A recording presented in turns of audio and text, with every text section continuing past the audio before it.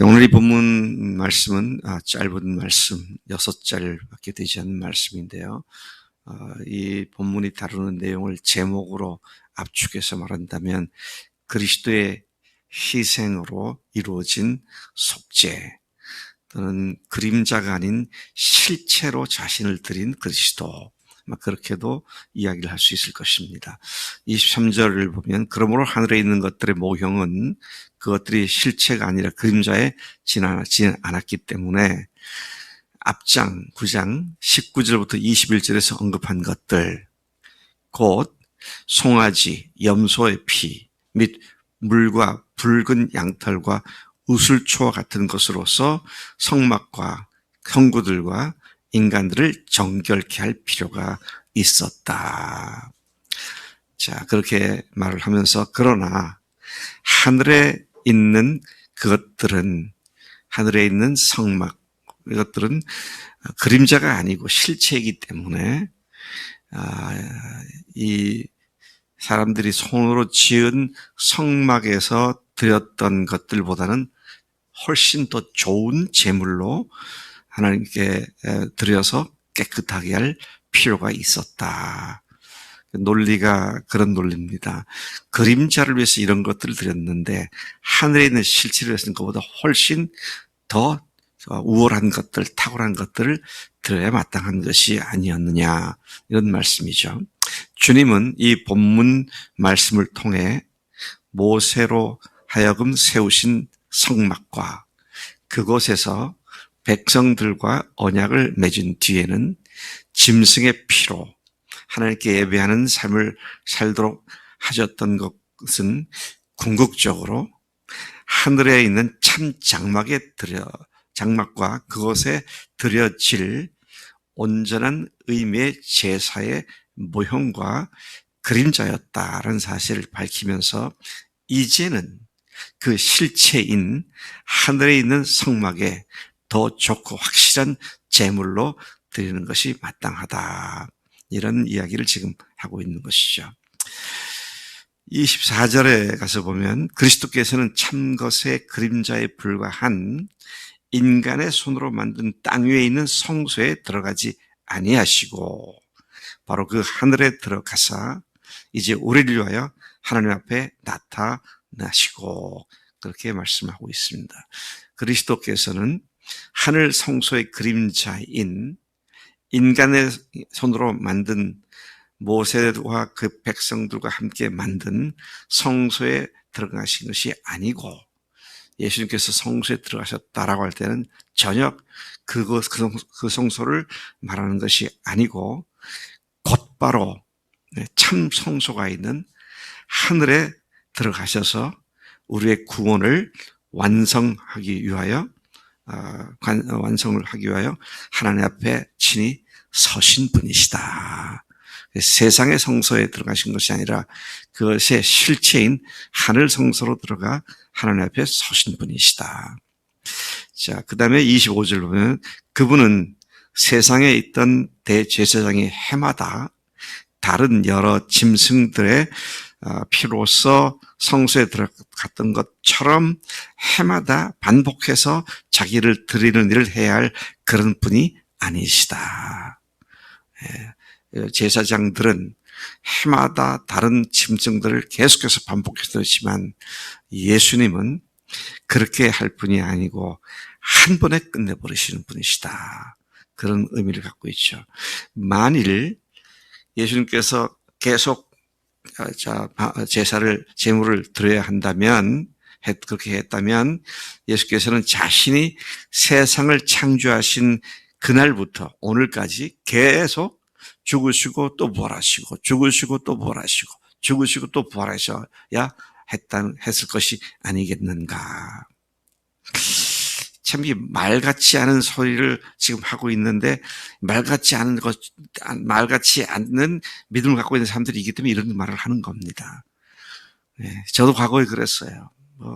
얼마나 회개를 자주 반복했는지 하고 나면 또 끄름직하고 껄끄러운 것이고 또 지은 것이 또 생겨나고 또 회개하고, 그래서 이렇게 열심히 회개하고 회개하다 보면 끝자락에 가서 죄 없게 돼서 하나님께 갈 수 있지 않겠는가.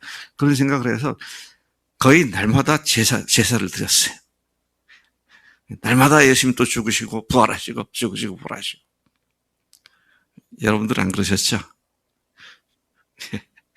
그런데 한 번에 끝냈다는 사실을 알고 나니까 얼마나 놀랍고 감사했는지 말이죠.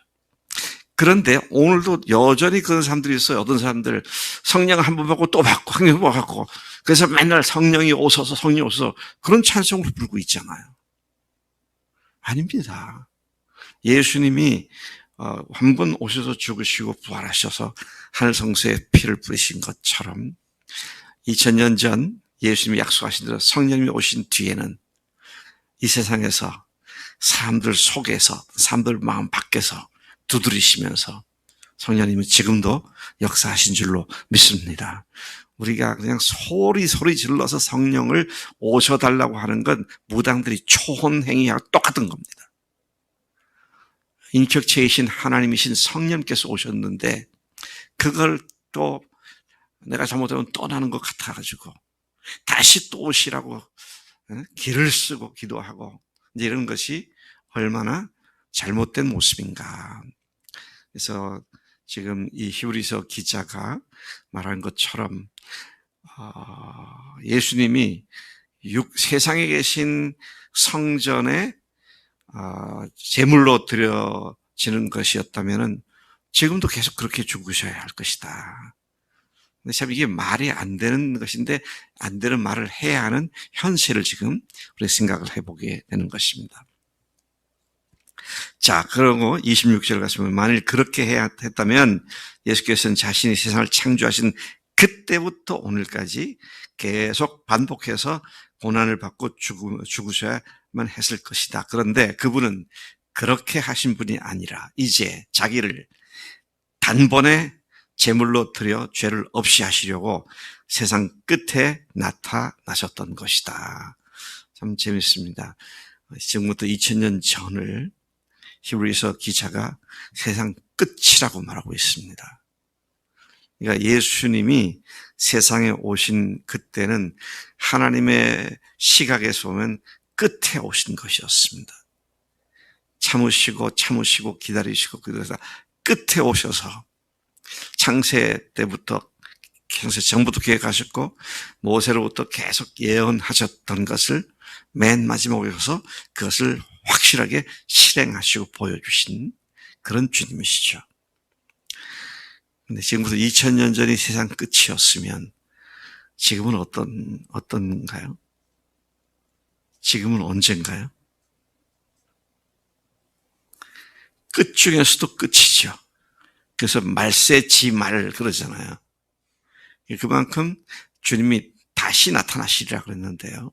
이건 부활을 의미하는 것이라기보다는 재림을 의미하는 것으로 이해가 되는데 그 주님께서 다시 나타나실 때가 아주 가까이 왔다.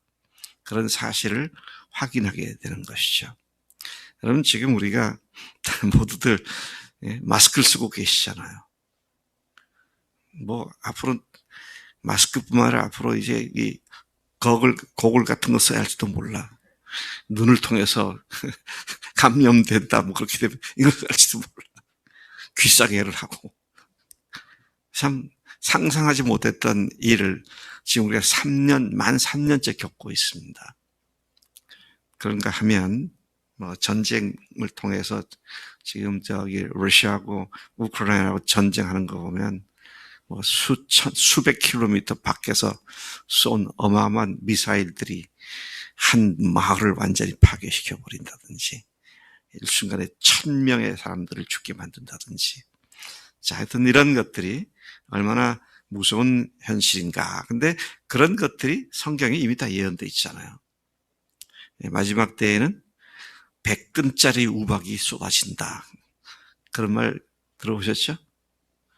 마지막 때에 100근짜리 우박이 떨어진다. 그 폭탄을 얘기하는 겁니다. 근데 그런 예언된 것들이 다 지금 발생하고 있는 세상 속에 지금 우리가 살고 있죠. 근데 마치 세상은 천년 만년 영원할 것처럼 우리는 세상에 그냥 코를 박고 눈을 고정시키고 살아가는 우리의 우스꽝스러운 모습을 또한 생각하지 않을 수 없습니다. 자, 이렇듯 새 언약은 그림자가 아니라 실체이신 예수님께서 세상에 오셔서 단번에 모든 죄를 완전히 영원히 사해 주신 우리가 상상조차 할 수 없는 그런 하나님의 은혜인 것이죠. 우리는 이 예수님의 큰 구원을 등한히 여기지 않고, 그 큰 구원을 등한히 여긴다는 말은 별것 아닌 것처럼 생각하지 않고, 항상 이 큰 구원에 우리의 생각의 뿌리를 받고, 뭘 하더라도 주님께서 우리를 죽으시고 이 부활하신 이 복음 때문에 다시 새로운 힘을 얻고 또 감사함으로 집에 나아가는 우리 믿음의 용솟음치는 샘물과 같은 것이 이 복음인데, 이 복음으로 주 앞에 날마다 새로워질 때에 스스로 억지로 믿는 그런 믿음이 아니라 성령님께서 우리 속에서 당신을 더 분명히 드러내 주시는 생생한 주님과 함께하는 삶의 체험들이 넘치는 우리가 될 줄로 믿습니다. 우리는 예수님의 그 큰 구원을 등한히 하지 말아야 합니다. 언제나 항상 한 순간 한 촌각도 빠지지 않고 항상 그분께만 초점을 맞추고 그분만 바라보며 사는 우리가 됨이 마땅한 줄로 믿습니다. 하나님 아버지 감사합니다.